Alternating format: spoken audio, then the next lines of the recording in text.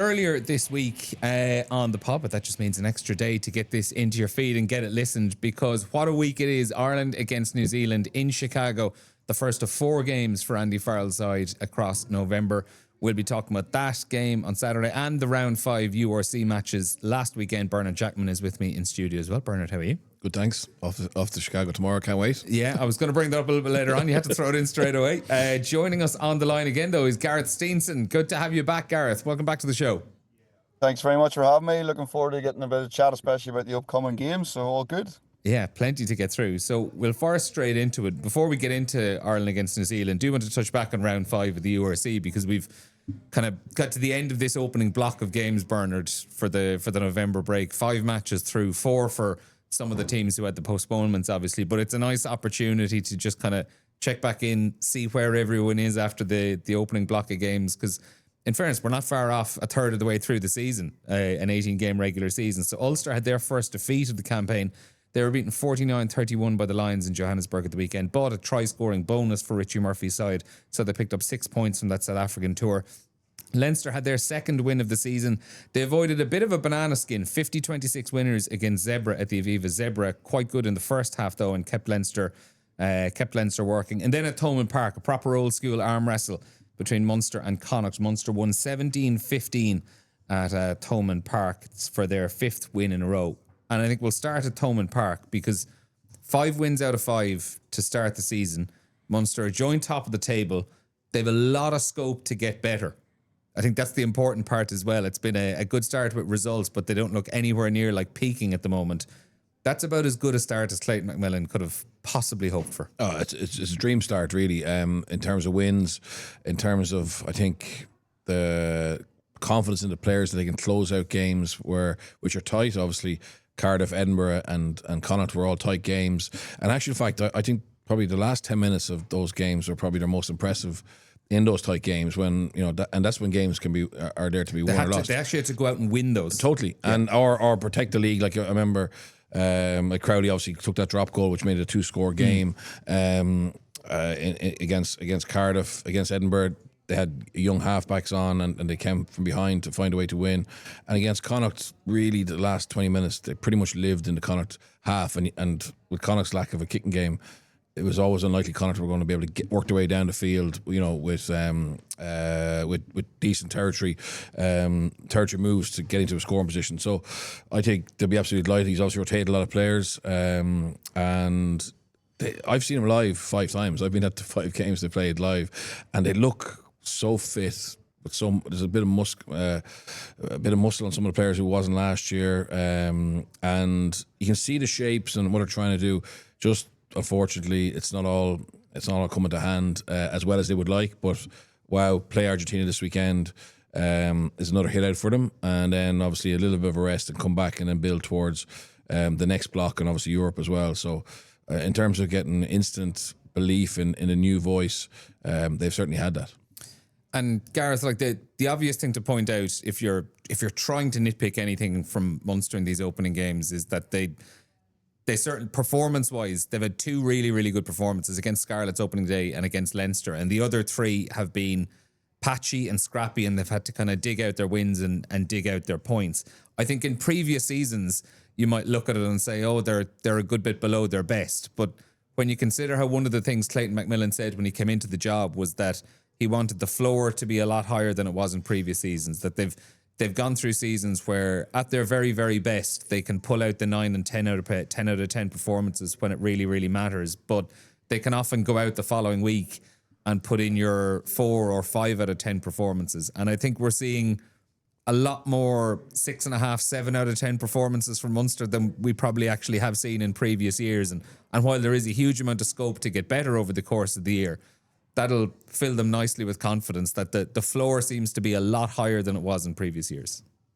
Yeah, 100%. And it's like anything, winning becomes a habit. It's almost like when if you get into a bit of a funk and you're not winning games, it's the same thing. You get into tight games and you struggle to get across the line. I think what over the course of the first 5 weeks, that what Munster will be, obviously there's loads of things to work on. You'll be working on things throughout the year. It's a long season. Another good opportunity when they get the opportunity with Argentina, they can go out and actually perform and do other things. But I think at the minute, the way they'll be delighted with how it's going. They've played in two big games the last 2 weeks. Obviously the result they had in Dublin was phenomenal. They have to pull out what you would class a 9 out of 10 performance there. And then they back it up. It's massively important that you can back up the emotional performance that they would have had to put in the week before against a good Connacht side who are going quite well. And they had to dog it out. So they're showing that they can win games in different ways. So there'll be real positives in amongst that group right now. To be sitting where they are, 5 from 5, is exactly where you'd want to be. And you're definitely not feeling like you're playing maybe to the ultimate potential that they've got. So it's massive amount of positives they've got in there. Obviously, they were missing players as well who are travelling away with the national side. So they're getting players all across. They're getting loads of guys getting minutes in them. So they're really using their squad, which is fantastic going forward in the competition. And from a start point, I'm sure they're absolutely delighted where they are right now. I'm not down in Limerick on Saturday for the game against the Argentina selection. It's probably not a first choice Pumas team, but it's funny. Like I remember last year being down there for the game against the All Blacks 15, and 3 years ago being down in Cork for the game against the Springboks selection. And when you consider the starts to the season they had leading up to both of those, they were deep into their injury crises. And I remember on each of those two occasions going out to the match going like, geez, this just feels like the last thing they actually need to have another match in this block. And like they were great occasions in the end. And obviously they won against the South African team and it was a brilliant night. And last year, even though they didn't win, it felt like there was a little bit of something in the air that evening. This is actually a nice opportunity now for players to go out and not kind of be, geez, this is our one and only opportunity to make an impression. This is where the season starts now. This is just a nice opportunity. They kind of have their points on the board in the league. They don't have a massive injury crisis, and Clayton McMillan can go out and try out a few players in a few different positions and not really have to be worrying about building something for the end of November. No, 100%. It's given the fact that they have a couple of weeks off after, it's actually a nice extra game to get. Yeah. And also I think it's a nice extra game to get because of Munster's history with touring sides. And that's certainly, they tapped into that every time. And that Springbok performance was a performance that didn't mirror in any way what they'd been doing in the previous rounds of the URC. So they've always been able to get up for these kind of extraordinary games or extra games. But I actually think what you're seeing with Munster now is, and it's something McMillan has identified as being a key target, is consistency. But I actually think they've actually been quite consistent in terms of the emotional impact or the emotional level they brought to games. And like against Connacht, it wasn't anything to do with physicality or energy or aggression. It was there. It's just the layers of accuracy that let them down. And obviously against Munster or against Leinster, when you put in Tyke Byrne, Jack Crowley, Tom Farrell, those players with, I suppose, big game temperament and another layer of class, they were able to execute and make sure everything else that was around was a bit more accurate. But I think what McMillan's doing is every week has got a different team, so they're not being like they were before, where the focus just comes on for certain games and you go to an emotional level. I think what he's trying to do is get that to be pretty level, and obviously then when you play a team like Leinster away, you find another little bit, or when you maybe play a knockout game in Europe against a worthy rival, you find a little bit more. But I think they're looking at basically every week trying to get that emotional level pretty consistent, and then being able to continue to fine-tune their game. And I think looking back on Saturday, like why did Munster struggle, or why did Connacht struggle as well? Because it was a compelling game in terms of its competitiveness, but the quality actually was quite low. No one really got to implement the way they want to play to a clear effect. But the kicking game from both teams was horrific. It was like not just place kicking, but just kicking out of hand. When they should have kicked contestables, they kicked long. When they were trying to kick contestables, they kicked too short. And I think that will really frustrate them. And that stopped both teams kind of getting that platform that they wanted. It was a very good defensive performance by Connacht, particularly the discipline. But yet they'll be frustrated that they didn't get to do what they want to do with the ball, and some of that was down. And that's the problem for Connacht a little bit at the moment, is is with Josh Ione. You have an amazing running 10. And we saw that with the opening try. Yeah. Just completely sucked in a player, and Byrne he's top Ralston class under the post. He can probably do in the things. blink of an eye. He can do things. He's probably better in the ball in hand with any other 10 in Irish rugby running, and a running threat. But unfortunately, his efficiency is similar to where it was last year, where he's not like he missed touch for that Jack O'Donoghue try. And they do tend to overplay with him at 10, I think, and it puts a lot of pressure back on the 9. And Ben Murphy's got a good kicking game, but that's the challenge. And obviously, goal kicking for Connacht, missing conversions, one pretty easy, end up costing them at least a draw. So that's the area to work on for Stuart Lancaster. But I think you're going to see a much more consistent Munster, and I think actually you're going to see a much more consistent Connacht as well once they learn more about how to game manage, and Lancaster is very strong on that. Yeah, let's keep it on Connacht actually then. And I'll mention that, like, I know you said the kicking in general wasn't good, but on the goal kicking, I do want to bring in Gareth on this, obviously, because that was your area of expertise, Gareth. When you look at Connacht, like they can't, Sam Gilbert can't arrive any sooner, because we've been told he plays fullback, whatever, but he's a goal kicker. It wasn't just at Thomond Park the other night where the goal kicking has kind of stung them a little bit this season. You can look at other games in this campaign where I think the Benetton game was probably a little bit closer than it should have been. But then you also have the games against Cardiff and the game against the Bulls last week, where they left too many points out there, too many opportunities that could have turned a win into a defeat, or a defeat into a bonus point defeat, or something along those lines. It is an issue with someone like Josh Ioane. You look at those kicks on Saturday, Gareth, and one of them in particular was a relative tap over, and none of the three were hugely difficult. Yeah, no, look, that's obviously frustrating for Connacht, especially when you've got a 10 there who can pull the strings, and they're scoring great tries. He's the ability that he has with his attacking game. It is disappointing that they don't have that backup a little bit to take the points when they're on offer. And in the conditions, obviously, what they'll normally face when they're playing at the sports ground, or the wind factor that comes into it, and being able to win and score points, keep the scoreboard ticking is really important at times as well. And if you're relying on your team to score 2, 3, 4 tries a game, especially, that's going to be difficult when the weather conditions change, especially when we go into the winter months. So, yeah, they'll definitely be looking to shore that up. You want to be able to take points, especially when a close game. Near the end of games, if you're needing 3 points or 2 points, to get conversions as well, it's really important that you're turning 5 points into 7, because they all add up over the course of the game. And if you're definitely in that type of position where you haven't got the confidence in your goal kicker, it's not ideal. But again, the way Connacht are playing, they're scoring tries. There's a lot of positivity around what they're doing.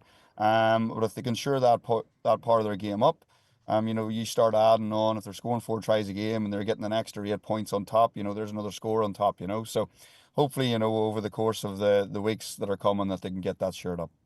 Medium-term solution for Connacht is to sign Joey Carberry for next year. Honestly, I think Lancaster is going to have to be given support from the RFU and the Connacht branch to be able to bring players in that suit the way he wants to play. And I think... And Carberry's left the door open.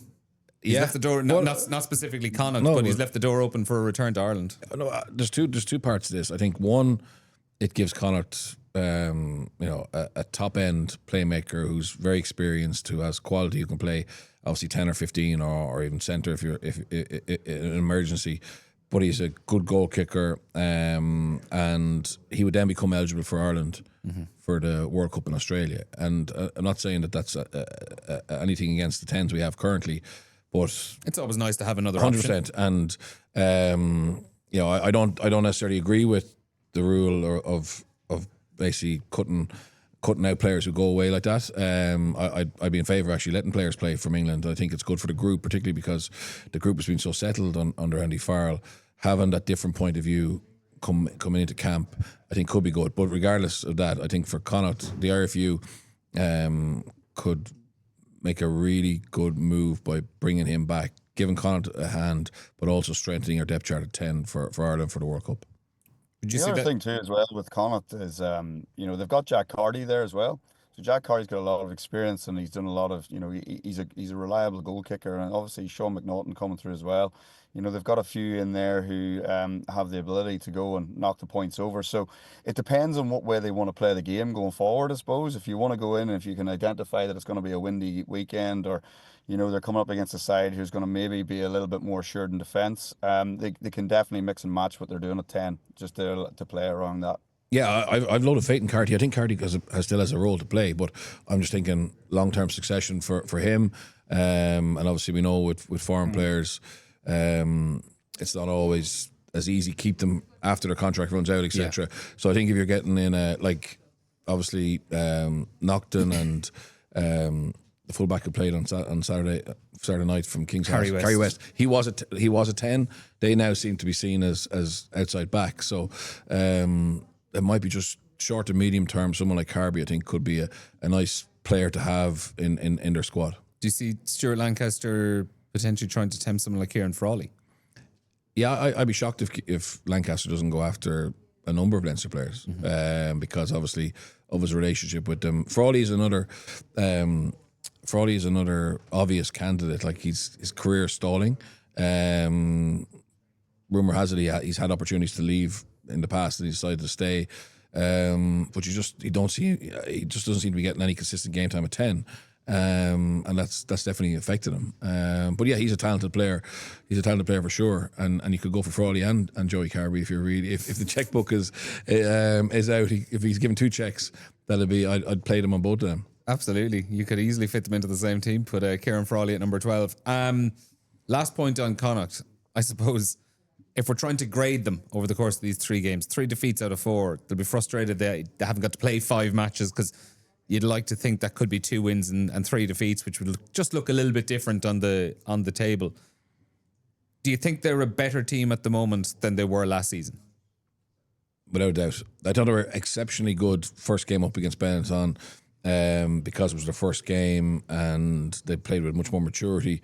Second week obviously postponed. Third week really disappointing. That was really disappointing. Yeah, that's the one that probably frustrated me the most with them. And then against the Bulls, they were quite erratic and stuff, but they showed good character at the end. But they were completely taken apart at the scrum, so that definitely had an impact on that game. And then against everyone has against the Bulls so far, though. Oh no, it's been phenomenal. Yeah. It's been phenomenal. But and I think eventually they'll be mature enough and to be able to find a way, regardless of that. But I thought in Thomond the other night they were right there at a decent level, and also way more harder to break down defensively. Like one of the tries was the intercept. So that's not a defensive system error really. Yeah. And everything else, they looked reasonably comfortable against a Munster attack that wasn't firing on all cylinders, but is quite developed obviously because Prendergast's tenure there being quite third season. So no, I think Connacht look like they're a better side for sure. And there's youngsters like Sam Elo, young Devine obviously didn't get as much game time at scrum half the other night, but he's a key player. And the likes of Naughton, Col Ford, Hugh Gavin, etc. They're only going to get better. Okay, so no panic at all whatsoever? None. Okay. We'll finish off the URC roundup on Ulster. And Gareth, to be honest, I wasn't hugely shocked that they were beaten by the Lions. You got the feeling they were kind of playing with house money a little bit after the big win against the Sharks. They'd obviously lost a handful of Ireland internationals who joined up with the squad in Chicago. A solid first half, but ultimately ran out of steam. I think the early afternoon games in South Africa can really be like that when the sun is kind of like at its highest and you're at altitude as well. But overall, 3 wins out of 4 for Richie Murphy's side. They're, I think, 5th in the table. They've got a game in hand over everyone. What's the sense you're getting? What's the word on the street up there? Is there a renewed bit of excitement around them this season? There is, yeah. There's a lot of positivity around, especially Mark Sexton coming in the style of rugby they're looking to play. A little bit like, they obviously had a good result in that game against the Dragons at the start. Obviously disappointing not to, again, similar to Connacht, that they didn't get that opportunity to play and missing out on a game. But to go to South Africa, they're going to be delighted when they actually walk back from it and they look at it and they've come away with, 6 points from 10, I think it was. So to go away, get bonus points, score tries. They'll be disappointed, obviously, with the points that they shipped at the weekend. But again, I think from a fatigue factor, when you actually, all those things you take into account, they're away for 2 weeks. and the altitude, and you put it all together, they would have probably taken that before they went. So there's a lot of positivities around the style of rugby they're looking to play. And you can see them growing as they get there. You know, it's great to see a few more lads getting back into the national setup as well. So lots of positivity around what Ulster are doing at the minute. You know, for considering where they were this time last year as well, with the young group that they've got in, and you know, like there's a new coaching staff too, so they've probably had a proper opportunity around pre-season to embed what they want to do. And yeah, like again, Rob Balakoon scoring 3 tries at the weekend there. Again, real positive from his point of view. There's a fella who would struggle with injury for a little bit, so great to see him back out on the field and popping up and scoring tries. And they're scoring tries in different ways, which is great. You know, they're scoring through the forwards, they're scoring through the backs. So look, there's a lot of positivity around Ulster rugby at the minute. And yeah, looking forward, and no doubt, to whenever they get themselves back into the competition. I would agree with Stino. There's a lot of positivity about Ulster at the moment, but there's a lot of negativity towards them in the Sharks management team. I don't know if you heard. So they obviously Ulster beat the Sharks away. I think I missed this. This week, post the Ulster defeat, the owners of the Sharks asked every member of the backroom staff to actually write down in a document what they actually do, what they do on a day-to-day basis. You meant negativity towards no, Ulster. no. Just they all had to basically justify their existence, and obviously they're trying to find out who's responsible for what, because what's happened on the field. Obviously they beat the Scarlets the weekend, so that's a bit of a boost. But my understanding is the Plumtree is going to survive, but there may be some changes around that. But it's like, for me, it's mad stuff that like everyone's asked what they're actually doing. God, you know? that's unbelievable. Yeah. It's supposed to maybe Office Space. What is it you actually do here? I think an important thing to look at, like 3 wins out of 4 for Ulster, brilliant as well. When you look into it even as well, it's like their South Africa tour is out of the way already. Yeah. They've played 3 of the 4 South African teams they're going to play already this season. Obviously the 2 away and the Bulls at home as well. They've got to this nice solid position in the league table as well, with on paper what was actually a tricky enough start. And also they'll play Edinburgh during the international window. Mm-hmm. So the game that was postponed, they'll go and play Edinburgh during the international window. And Edinburgh have a lot more internationals than Ulster do at the moment. So even though that was a game I don't think Ulster would have feared, it now becomes more likely that they win that. So they're in an unbelievably good place. Stino mentioned Rob Balakoon as well. And you see the flashes with him so often, and obviously we saw the flashes this weekend as well, and it's just a reminder of how quality he is, and has just been troubled so badly with the injuries over the last couple of seasons. He is a player that if you feel like if you can get him a good run of games, like he can do this sort of thing every couple of weeks. Yeah, I'm fascinated to see where he fits in the Irish picture over the next 2 years. Yeah. He actually doesn't fit the mode of what Andy Farrell has wanted in a winger. So we haven't been about out and out pace, out and out finishing ability. It's been, I think, what Farrell calls an untidy type of winger, obviously, who just works off the wing, pops up, running around the ruck, can offload, can step, etc. But actually that goes against the grain of nearly every other international team. They all seem to want to have at least one absolute speedster in their backfield, in their back three. So again, like what is Farrell kind of, from his little break away from Ireland, from working with different players, with the Lions, from seeing on Australia's side, who really kind of gave that Irish game plan a lot of problems, even with superior athletes than we have with Ireland. Like, he was able to add extra layers with obviously the British and Irish Lions selection, and yet probably lucky to win a test series. So is there going to be an evolution there, or are Ireland still going to have the same style of play? If they do, I don't think Balakoon is going to be a massive feature in that. Mm-hmm. But if we do change it up a little bit and look to have someone with just unbelievable power and pace and athleticism, he then maybe come into the picture. Yeah, and I think it reminds me actually of how we would have spoken about Jacob Stockdale maybe 18 months ago. Yeah. And I think we're seeing those subtle little changes to his game where he's popping up all over the place. We'll talk about Ireland in a minute or so. I just want to finish off on Leinster for the URC roundup though first. And Steve, 50-26 winners against Zebra in the end. Zebra gave it a good old rattle and kind of stuck with Leinster for a solid chunk of that game, and in the end they pulled away. When you consider they had 5 debutants in the team, multiple multiple players whose only experience so far has been AIL rugby. Like a solid day all round for Leinster. I know it doesn't erase any of the stuff that happened the week previous in Croke Park, but just to get to the end of that block, put up a solid score, and now they can start to rebuild and refresh ahead of November. It was a solid outing for Leinster in the end.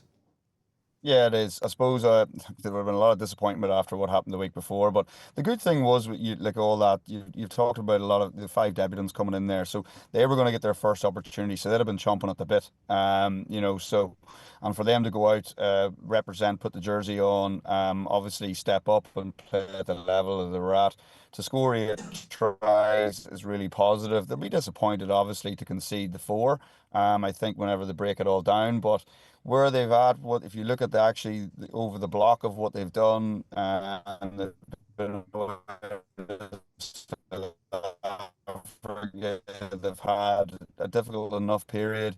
They've obviously had a lot of players away and coming back, and players actually integrated themselves. Like from a point of view where Leinster are at, like they'll be disappointed, obviously, maybe not to be.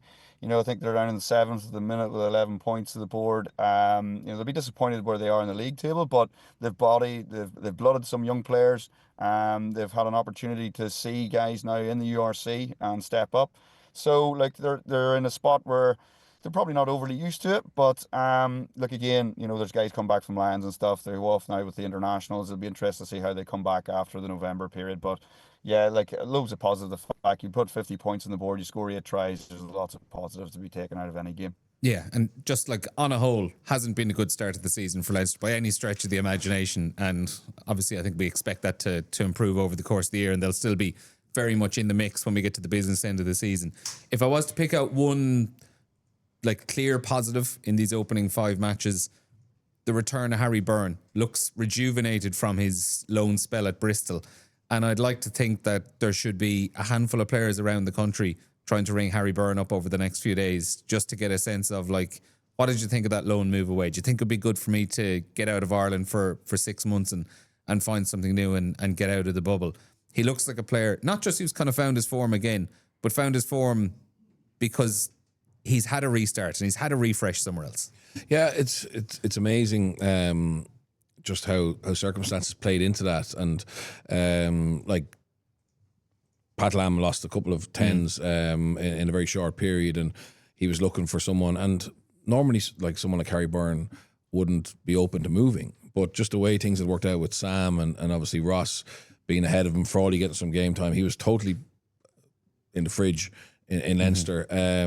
But yet he had a body of work from when he was 21 to 23, 24, where everyone knew he was a talented player at the highest level. And Andy Farrell had put him in squads, maybe above and beyond the amount of game time he'd had for Leinster. But like most players, he obviously had a little bit of a dip or a little bit of period of doubt around him. But all you can do there is prove that you have the minerals. And by taking that chance to go to Bristol, by getting out of that environment for a little while, he's now come back, and he's always had lots of talent and skill, but he just looks, it's the composure. And also, like, he was the senior player effectively in that back line. Well, Luke McGrath was, but there was a lot of pressure on him to bring those youngsters into the game, to manage the game. And some of the touches he had showed the skill set he has. And it's going to be fascinating because, like, who knows after November? I think the challenge now for Leo Cullen is and Leinster is, there's a pressure on to win now. Yeah, it's not about development anymore, right? So post November, we'll see what happens. And it might be the worst thing in the world for Leinster that there's a bit of pressure on them to win now in November and December. I know they're not going to be playing a match till the end of November, but in this part of the season when they haven't had that pressure before. No, they haven't. Sorry, yeah, I didn't mean to have to win in December, but they have to probably be in position to be winning trophies at the end of the year. And then he's going to look and say, well, what 10 is going to be, what 10's ready now? Yeah. You know what I mean? So yeah, I think there could be a battle for 10 in Leinster. Let alone Ireland. Let alone Ireland, yeah. Ireland's a given, but it could be a battle first also in Leinster for 10. And Harry, all he can do is take the game time he has and do what he's done the last in his 2 appearances. And I thought he's shown that he has certainly plenty to offer. Yeah, keeps playing the way he is. There's a good opportunity for him to be back in the mix in a Six Nations squad in the new year.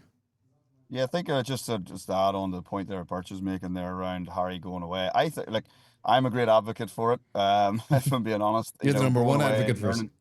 Yeah, if you go and learn the game in a different way, like to be opportunity to go and play for 6 months, and for him to go and learn the way Bristol played, they are obviously very different to what Leinster do, and they like to play with this sort of freedom. So Harry will have went away, he'll have learnt this. It's a little bit now. Whenever you see with Ross going over there, he's playing with Gloucester again. They will play with a little bit of freedom as well. So they're going to be exposed to different ways of playing the game, and that's only going to be brilliant. The fact now that he's come back, he'll have got that experience now. Obviously, if you look at the Leinster, the 10 situation in Leinster and in Ireland with Sam as well, if you put him in the mix, he's only known one thing.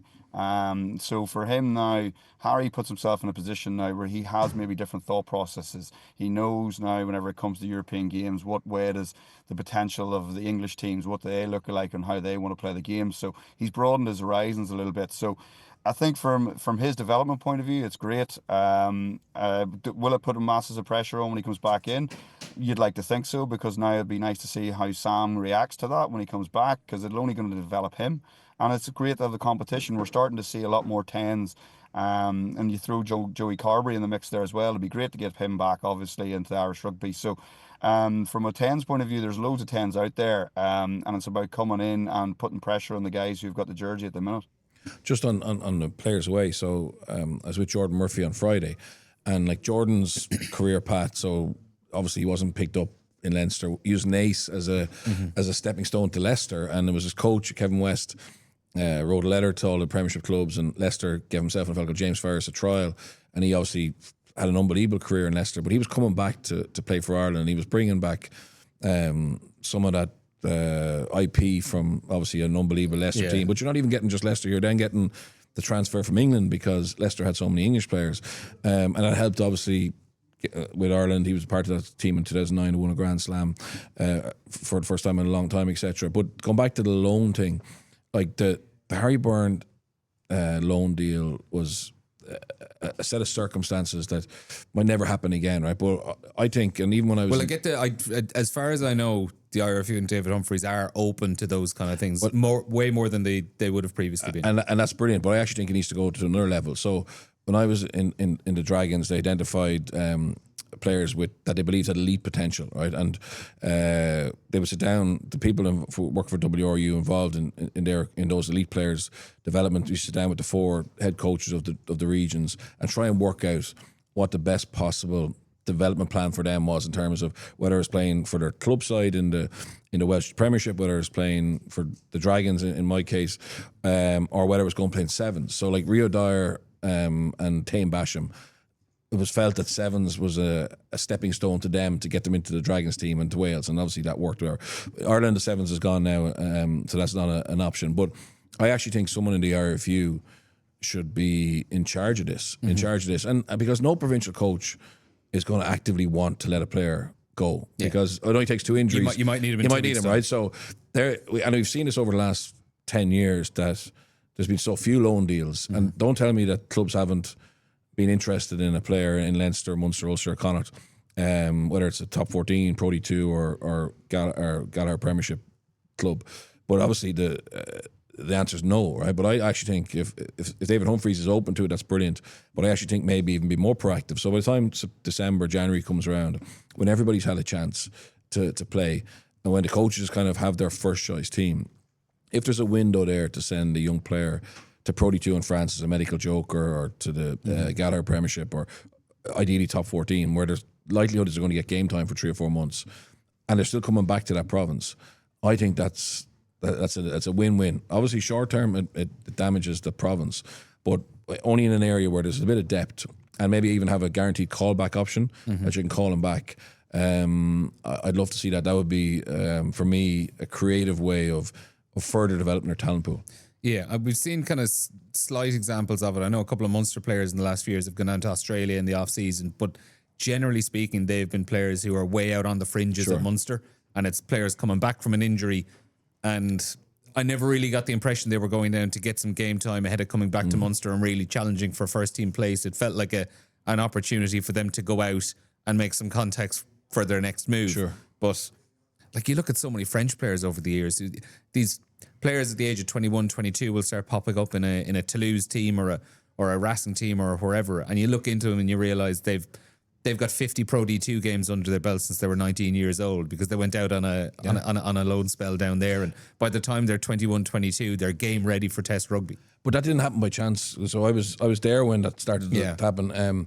That happened because they changed the rules around foreign players, and your TV money was based on the percentage of GIF players who come through a French academy that you have in your squad. So suddenly they were looking at these youngsters, and they're going, well, in 2 years' time they're going to have to replace an All Black or a Springbok or a Fijian or Tongan, because that's the way it's going. So how can we get them ready? Yeah. Send them on loan to Pro D2, and where they can play. And also then they're very good at hoovering up the best talent in Pro D2 as well. So there's an incentive for Pro D2 clubs to develop young players, because they get paid a fee for them based on how many games they've played for the Pro D2 side. So it's interesting. Just before we move on to Ireland, I just thought Jake O'Riordan made his debut for Munster the weekend, and I thought he gave a lovely tribute to the late Tom Tierney after the game, because Tom Tierney had coached him in the academy, and obviously being a 9 had done a lot of work with him. And I just thought it was a lovely tribute for Tom and his family to see some of the players that he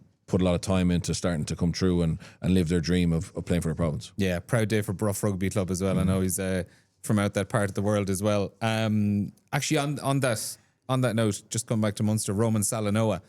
I was down in Lakelands on Saturday afternoon watching Terranure and Nina Ormond. Salanoa started for Nina. Looked in very, very good shape. I was quite impressed and got on the ball a lot. Won a couple of scrum penalties. So might feature this weekend for Munster. You never know against the Pumas. So something to look forward to maybe a little bit later on. He'd been very impressive for them in the A game against Leinster when he came off the bench as well. Had a big impact. So I was speaking to a Munster player. I was speaking to Alex Colling before the game, and he just said he has something different. He has something different, and they're hoping that he just gets a bit of a look and a bit of a run, and we get to see that on a regular basis. Yeah, 2 years out of the game, and you could easily forget he was on the fringes of an Ireland call-up by the time he had an Ireland call-up by the time he got those injuries. Let's move it on to Ireland, though. Ireland, New Zealand, Saturday night, 8:10 Irish time is the kickoff in Chicago and Soldier Field. You're heading over, early flight tomorrow morning. Busy week ahead. Preparation is key, Neil. If you don't, you have to get over there early just to make sure you're fit. Yeah, I'm going over. I'm actually lucky enough. I'm working with Justin Marshall for Sky Sports New Zealand on CoCom. They're doing their studio from Auckland. But I can't wait. I wasn't there in 2016, but I haven't met a person who didn't say it was phenomenal. I don't think it's going to get to that level, because the first time is always special. But yeah, there's something unique about going to see Ireland play a game in a neutral venue like this against the All Blacks, I think. Out of curiosity, Gareth, were you watching that match live at the time back in 2016 when Ireland got that first win? Do you remember where you were when you saw it? When you saw the result? Unfortunately, no, I wasn't watching it live. I think we were on the way back on a bus from a trip with the Exeter Chiefs at the time. So, and there was only about 3 lads who were Irish at the time, so not too many would have actually been watching it. So, I obviously caught up on it. What a phenomenal day that was! Like, to be for the first time for it ever to happen. Obviously, it'd be lovely if it happened in Dublin for the first time, but. Listen, what an occasion, and what a performance those boys put in. And look, it's going to have to be as big a performance again, I'd say, to New Zealand. Obviously, the way they're coming off the back of their rugby championship, they're a bit stronger than they've probably had a bit of a dip a little bit as well, but they're a little bit stronger maybe now, and they'll be a little bit confident, and they surely will want to rectify that result from 9 years ago. Yeah, it's tough to get a read on New Zealand at the moment, Bert, I think, because when they've been good, like they finished second in the Rugby Championship, they could have won the thing overall. They'd 4 wins and 2 defeats, just finished a point behind South Africa in the end. When they were good in the Rugby Championship, they were very, very good. When they were bad, they were pretty brutal, though. You think of that hockeying they took at home in Wellington against the Springboks, lost the game to Argentina as well. Couple of injuries, Tupuvaya and Tira Lomax both out, Patrick Tuipulotu as well, so they're down a couple of locks. I find it really, really tough to get a read on where they're at. Obviously, as well, you have that situation where they're coming towards the end of their season. They are you might want to say finely tuned. If they put in a poor performance at the weekend and they lose, everyone's going to say, "Oh, they're tired at the end of a long season." Yeah. Whereas Ireland are coming in, I'd say largely undercooked is the general estimation. It's very, very tough to get a read on this. Yeah, game. it's bizarre to have, I suppose, the Northern Hemisphere team so undercooked, but it's only really Ireland. You look at England, like the Lions players. I watched Northampton. Saracens the other night, and they're firing. They're ready. They're ready to go because obviously to come back a little bit earlier. It is unusual.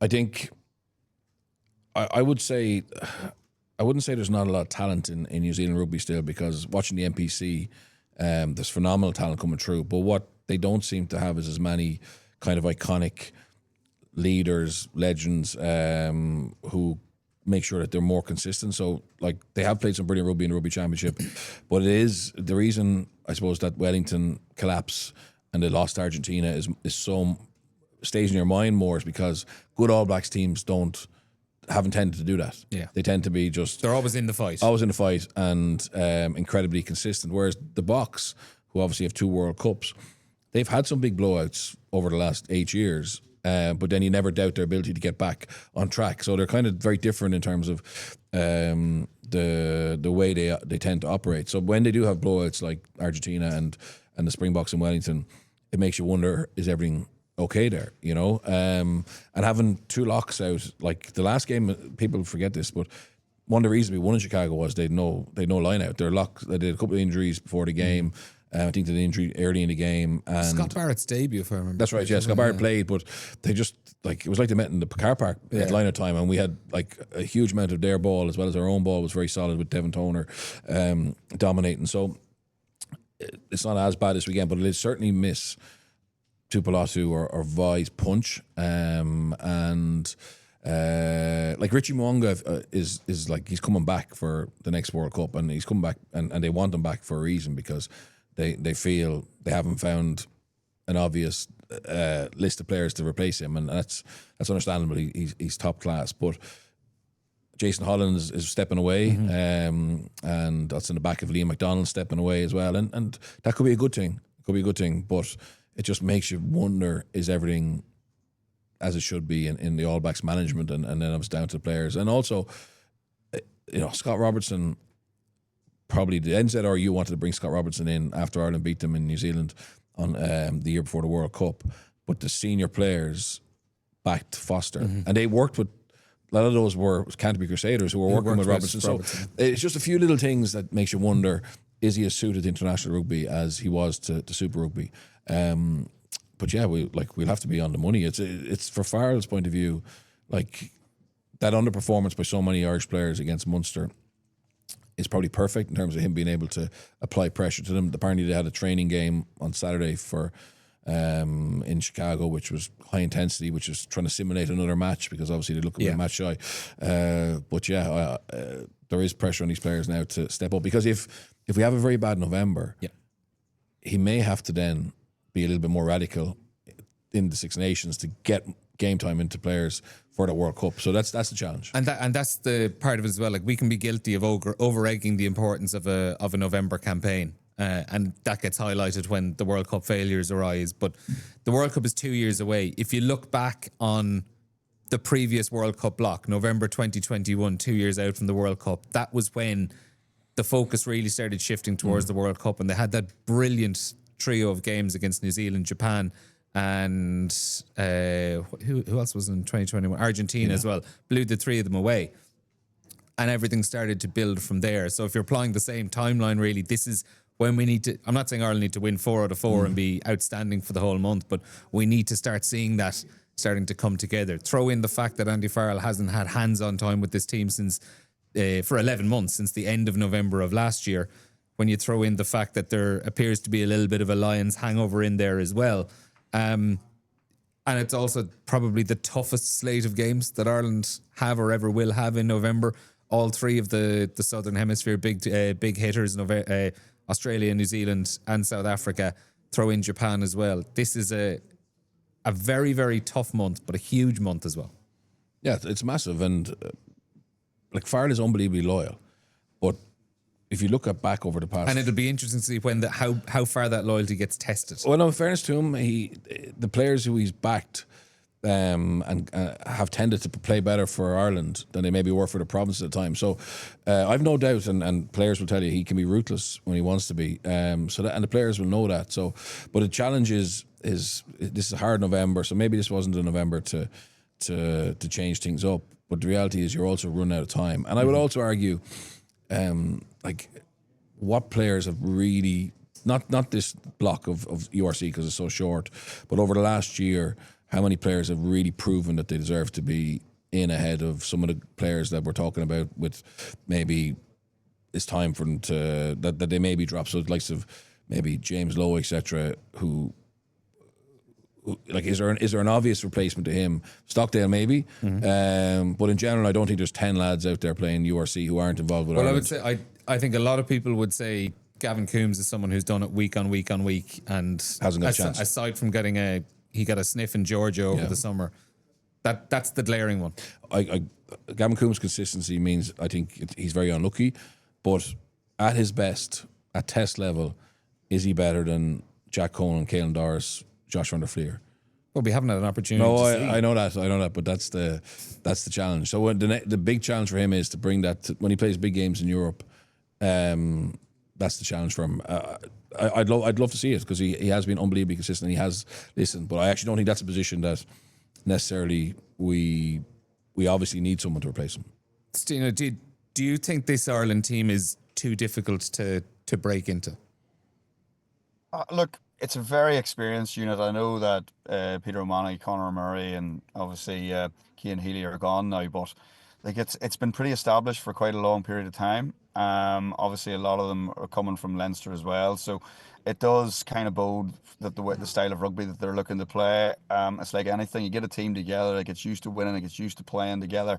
It's obviously they were disappointed to finish third in the Six Nations last year, but again, it's a unit that's well, and Andy's worked with these guys for a long period of time as well. Obviously, with him being away for the last 11 months, it actually. Like I would say he's been away. He's experienced a few other things. He's been around different players from different nations. I'm no doubt he's picked up things as well. So it'll be really interesting to see how everyone pitches up. I think this game against New Zealand's fantastic because you've just talked all the things around New Zealand as well. A little bit of in around the management, obviously now with the Lions. That little bit of potential hangover that you would have seen in that last game when Leinster played. So how the two teams are actually going to come out on Saturday night is going to be really interesting. Is it difficult to break into the Irish team? I think if you take Gavin as an example, consistency is all he can do. If he's performing to the top level or that he can perform, that's all he can do is keep knocking on the doors. When the European games come around, it's really important that he goes out, puts in performances there.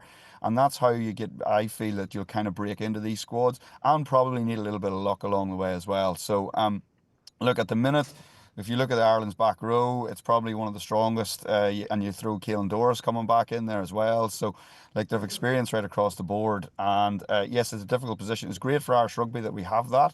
But again, it's like anything. Whenever you get a team that's settled, and the way they're looking to play, and we're playing the style that Andy wants the team to play as well, obviously it is kind of hard to break into, but not impossible, I would say. Coombs might have thought he caught a break a few months ago when Caelan Doris picked up that shoulder injury, which looked like it would which did keep him out for a long time. But aside from those summer games, which Doris was never really going to be playing in anyway, it looks like he's not going to miss a significant test. Do you put him straight into the starting team this weekend, or is he a bench option? I think because of his injury, I'd start him. and let him just go hell for leather. And also give him a week off against Japan. Exactly, maybe. a week off against Japan, and then be ready for the next two. The word is that he's going to start, which should be some test for him. First game of the season against the All Blacks, who are match hardened, but he's such a key player for Ireland. Obviously, Farrell sees him as captain as well. But yeah, I think he's going to start the game rather than come off the bench. And I'll have like go ahead. Sorry, it's a little bit like Aoife Wafer for us at the World Cup. Yeah. She obviously was such a big part of what we were trying to do. But it goes back to what Birch is saying there. Like, you don't really want him to be on the bench and potentially be on after 2 minutes. Potentially you're better off starting him and then let him go. And if he blows up after 50 or 60, then you can take him off the field. But like I think just to have him back in there as well for his leadership quality would be really important for the lads as well. Couple of quick selection bits before we finish up. Out half, obviously, Jack Crowley is the man, the clear form man over the first 5 games of this season, and probably from the tail end of last season as well. Barrel doesn't always pick on form, though. I think it's something we do have to remember this week. I'm not saying Sam Prendergast will start or that he should. I think it's something worth noting. I think in this scenario, the best thing for Sam would be take him out of firing line, to be honest, and reward Jack for his recent form. Because doing that ultimately, that actually generates the real competition. Yeah. I think if realistically, my own opinion would be like, if you were to start Sam Prendergast this week, you can keep talking about how these two are in competition with each other and how it's great for both of them. Ultimately, though, they aren't really in competition. I think if Sam Prendergast is the number one over these games, I think if you reward the form player this week and next week and whoever, I think that's the way to really, really drive the idea that there is genuine competition there. Yeah, I would agree with that. What do you think, Steeno? Yeah, no, 100%. I think it sends a good message out as well that if you're playing well, you get an opportunity to play. So I definitely think the way it's going at the minute, it's very hard not to pick Jack Crowley, really. So, final thoughts. Any other positions need to go through? Tyke Byrne into the second row, you'd assume, with Joe McCarthy out. Probably not an option in the back row. Who's starting number 6, do you reckon? If we're thinking Caelan Doris starting at number 8, Jack Conan, Ryan Baird. If Doris is wildcard Tom Ahern. Yeah, wildcard Tom Ahern. I think they may keep Conan back on the bench because of obviously the fact that Doris probably won't go 80. So I say it could be Baird. Baird's had some very, very good form and then obviously some mixed form, but finished the season brilliantly. Finished last season brilliantly. This season was a little bit up and down, but has that athleticism that can make an impact at test level. But I'd love to see Tom Ahern get a run at 6. That's against one of the big 3, whether it's this week or get one game against the and really let him go and prove what he has. And fullback then, Steeno, Jamie Osborne, is that an open and shut case? Yeah, I think so. I think the way he's performing, I think the way that it's going, he's obviously been performing very well. So giving him a go is good. All right, we'll park it there. Quickly, prediction. How's it going to go? I'd say I'll have to go with the All Blacks by 5. All Blacks by 5. Steeno? Well, I always like to stay positive, so I'd say we'll come across and we'll get Birch will have a good time over in Chicago, so they'll win by Ireland by 6 or 7. Grant, I'll wait. I want you to have a good time over there, Birch. That's amazing. Thanks, man. I won't be like you on the bus journeys back from Exeter. No wonder you weren't watching the match, the Ireland game. No, those bus journeys are famous. There's no Wi-Fi on that bus, or there's black windows as well. Yeah, I reckon you'll enjoy your few days regardless of the result anyway, Birch. Enjoy the trip, enjoy the match. Steeno, thanks a million for joining us as well. That's it from the RTÉ Rugby podcast this week. We'll be back again this time next week, maybe Wednesday next week, but we'll speak to you again soon.